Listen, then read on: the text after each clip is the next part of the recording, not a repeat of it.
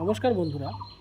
উত্তরবঙ্গ উন্নয়ন মন্ত্রী শ্রী নিশীথ প্রামাণিক মহাশয়ের একটি বক্তব্যের প্রভাব যে এভাবেও পড়তে পারে তা কল্পনাও করে উঠতে পারিনি।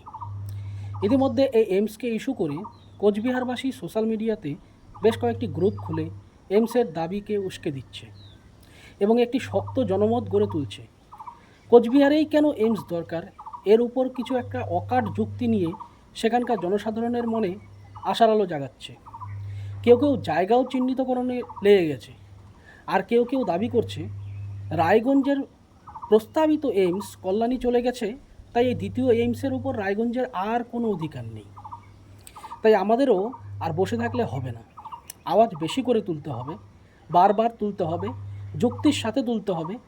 গতকাল দেখলাম যুব কংগ্রেসের পক্ষ থেকে কালিয়াগঞ্জ ও হেমতাবাদের বিধায়কদের কাছে স্মারকলিপি দিয়ে এসছে এইমসের দাবি নিয়ে। দেখে বেশ ভালোই লাগলো। আমি অন্যান্য রাজনৈতিক দলগুলোকেও বলবো, রায়গঞ্জের উন্নয়নের স্বার্থে আপনারাও পথে নামুন।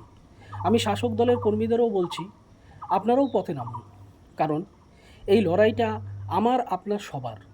তাই আমরা সবাই একযোগে সমবেত হয়ে যদি আওয়াজ তুলি, তাহলে হয়তো এবার এইমসের ঘরছাড়া হবে না। মালদা, দক্ষিণ দিনাজপুর যেভাবে সাপোর্ট করছে, তাতে আমরা যারপন্নায় খুশি। আর হ্যাঁ বন্ধুরা, আমাদের এই আওয়াজ পাশের রাজ্যের জেলাগুলিতেও ছড়িয়ে দিতে হবে, কারণ আওয়াজে যত দম হবে, স্বপ্ন তত তাড়াতাড়ি সফল হবে। নমস্কার।